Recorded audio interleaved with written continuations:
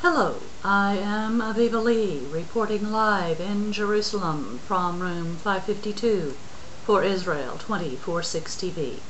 Today is the 10th of June, 2008.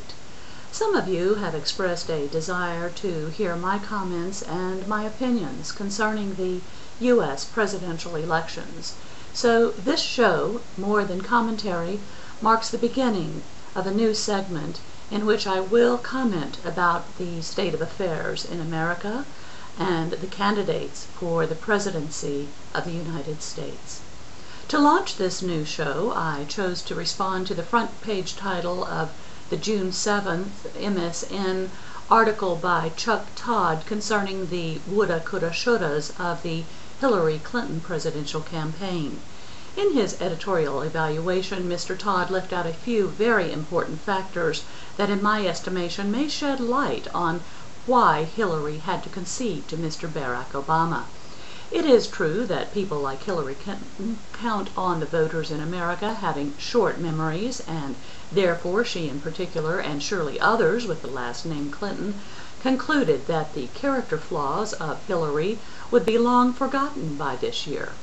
Perhaps those actions and interviews and photos which Hillary thought had been long forgotten, in fact were part and parcel of her defeat. So let's begin our walk down memory lane. Memory number one: her own private contributions to so-called charities which funneled money to none other than Yasser Arafat and his salaried thugs. This was reported in the media while her spouse was governor of Arkansas. And of course it was President Bill Clinton who thought the Middle East would be better off if Israel let Yasser Arafat leave his exile and return to the region.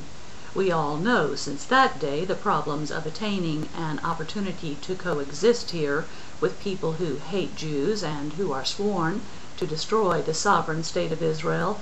Coexistence, much less peace, became little more than a multi-billion-dollar pipe dream and the use of taxpayers' monies by elite politicians and their entourage and their security agents to jaunt around the world crying peace, peace, when there is little hope for peace. Memory number two: during her Senate race in New York State, her acceptance of a contribution from what was reported in writing to be the American Museum Association, which upon an external audit turned out to be a huge donation from the American Muslim Association. When this fact was released by the press, Hillary returned the monies. Memory number three: she and her husband, in spite of their huge fan club, have become known to be nothing more than professional opportunists playing at politics. I knew that when I saw them at a garden party in Little Rock, Arkansas, celebrating Bill Clinton's gubernatorial victory.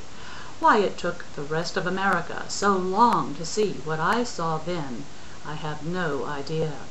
Memory number four: perhaps the fact that she chose not to return to Arkansas or the state from which she heralds to run for office after her spouse's second term as president expired also hurt Hillary. Memory number five: perhaps those female voters which Mr. Todd concluded Hillary wooed too late and too little in her presidential campaign actually remember Hillary's televised remark to the young woman at one of the town hall meetings she conducted while campaigning for her spouse. Hillary's televised response to a tough question was, "Don't worry about that, young lady. It will never apply to you anyway." This phrase, "it will never apply to you anyway," is in fact one of the standard replies by professional, cold-hearted, calculating, lying, opportunistic politicians when they want to divert the voters' attention from a real issue. This is in fact what then Senator Dale Bumpers said to me when I approached him about his support for legislation meant to decrease veteran benefits. He actually looked me in the face and asked, "Why worry about it? You are never going to retire as a veteran." Memory number six: perhaps those female voters all remembered how opportunistic the Clintons were in deciding exactly where to establish legal residence, precisely so that Hillary could run for the U.S. Senate in a state from which a presidential campaign could be launched with the dollars of Jewish residents from that state. Wasn't that their mutual calculation? Memory number 7. Perhaps it is the fact that after Hillary living and working as a licensed attorney while enjoying the influence of being married to Arkansas's governor, that the state of Arkansas still has divorce laws from the Stone Age. How on earth could Hillary be trusted to move the cause of women forward for an entire nation, when as the First Lady of Arkansas and as a working attorney in that state, she ignored the dilemma created for women by antiquated and biased divorce settlement laws? She cannot be accused of abandoning that ship because she never even got on board. Truth be told, she was a little distracted by self-serving real estate deals and profiteering on the stock market. Memory number 8. Then, of course, she never counted on the U.S. voter remembering Filegate. Filegate, you do remember, don't you? It was discovered while her husband was president that she and her staff were in fact perusing the dossiers of dozens of individuals, and that those dossiers were documents which originated in the offices of the Federal Bureau of Investigation. When the FBI demanded the return of the files, it took a few days for Hillary to follow through with their request. Memory number 9. Neither last nor least in the long list of things voters remember about Hillary Clinton are the 2 photographs taken of her in the Middle East while her husband was president. As they say, a picture is worth 1,000 words, even if one is the First Lady of the United States of America.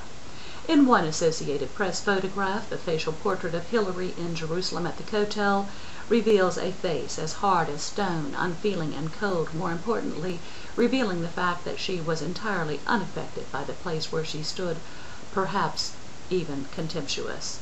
The other AP facial portrait from that same tour of the Middle East shows one Hillary Rodham Clinton in Egypt, just as she is donning a chador in order to enter a mosque.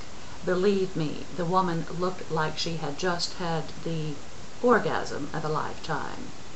Therein lay her heart revealed, and despite her comment to Dick Morris when he presented his invoice to the Clintons on the morning after Bill Clinton lost to Frank White, and Hillary looked at the invoice, then looked at Dick Morris and said, "All you people think of is money," just a few years later she had figured out that we Jews would make larger contributions to any campaign she waged than would her Muslim friends.